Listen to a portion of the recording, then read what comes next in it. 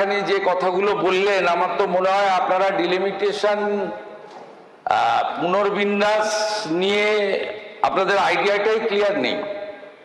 তার কারণ হচ্ছে, আমি কলেজ লাইফ থেকে স্টুডেন্ট পলিটিক্স শুরু করেছি, কিন্তু ফার্স্ট আমি বড় ইলেকশনে জিতেছি 1995-এ ওয়ার্ডে, পৌরসভায়। তা আমি আপনাকে বলি, আজকে এই যে 209টা আনার যে প্রস্তাব মাননীয় মন্ত্রী এনেছেন, এটা ওয়ার্ড সংখ্যা বাড়ানোর জন্য। এরপরে যে প্রক্রিয়াগুলো হবে সেটা হচ্ছে ওয়ার্ডের বাউন্ডারি, ওয়ার্ডের ভোটার সংখ্যা, জনসংখ্যা ইত্যাদি নির্ধারণ করবে স্টেট ইলেকশন কমিশন। এই দায়িত্বটা দেবে আমাদের ল্যান্ড ডিপার্টমেন্ট এবং যারা কলকাতা জেলার প্রশাসনের দায়িত্ব রয়েছেন। তারপরে তার একটা ড্রাফট নোটিফিকেশন হবে। সেই ড্রাফট নোটিফিকেশনে ন্যূনতম 7 দিন, 15 দিনও দেওয়া যেতে পারে, মানে দেওয়া হয় আর কি, practices. Claim and objection from the common people disposal হবে, এবং 2টো অল পার্টি মিটিং ডাকতে হবে স্টেট ইলেকশন কমিশনকে, যার এখন চেয়ারম্যান হচ্ছেন আইএস কৃষ্ণা গুপ্তা। প্রথম ড্রাফট পাবলিকেশন যেদিন হচ্ছে তার আগের দিন একটা অল পার্টি মিটিং হবে, আর ফাইনাল পাবলিকেশন অফ দি যে ডিলিমিটেশন, তার আগে অল পার্টি মিটিং হবে। এই প্র্যাকটিসেস তো আছেই।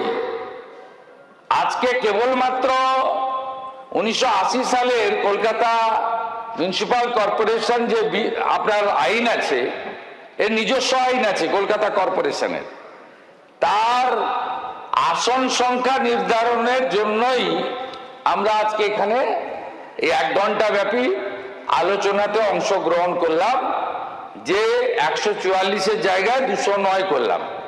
বাকি বিষয় স্টেট ইলেকশন কমিশন করবে, তার ড্রাফট বেরোবে, ক্লেম অ্যান্ড অবজেকশন দেওয়ার সুযোগ জনগণের থাকবে, 2টো অল পার্টি মিটিং হবে, এবং তারপরে final publication of the list আপনার ওয়ার্ড বেরোবে।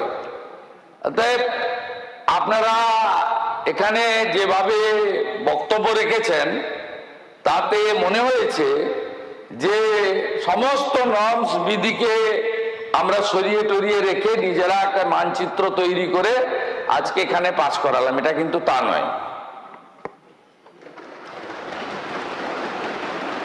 ধন্যবাদ মাননীয় মুখ্যমন্ত্রীকে। এবার আমি অনুরোধ করব আমাদের পৌর নগর উন্নয়ন বিষয়ক মন্ত্রী শ্রী অগ্নিমিত্রা পান মহাশয়কে তার বক্তব্য রাখার জন্য। ধন্যবাদ অধ্যক্ষ মহোদয়।